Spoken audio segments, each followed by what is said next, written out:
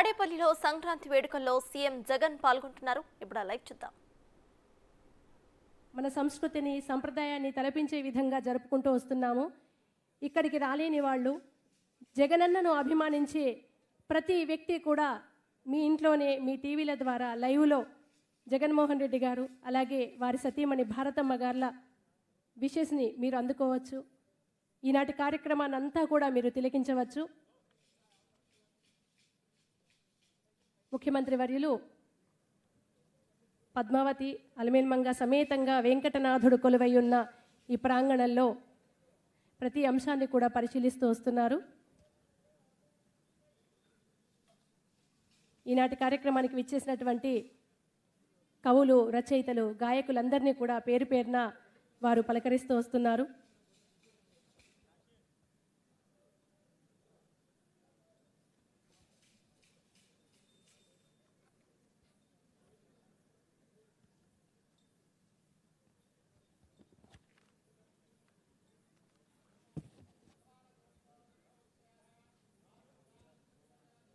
వేద పండితులు ముఖ్యమంత్రి దంపతులకు వేద ఆశీర్వచనం అందజేస్తున్నారు.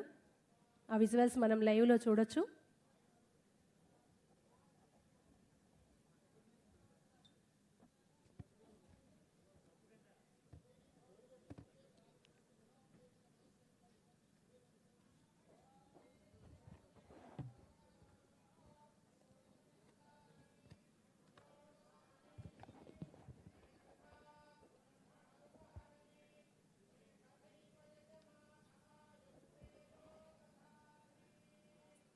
ఎక్కడెక్కడ ఉన్న వాళ్ళంతా కూడా సంక్రాంతి పండుగ అంటే చాలు మన సొంతింటికి చేరుకుంటాము. ఇవాళ భోగితో సంక్రాంతి వైభవం ప్రారంభమైంది.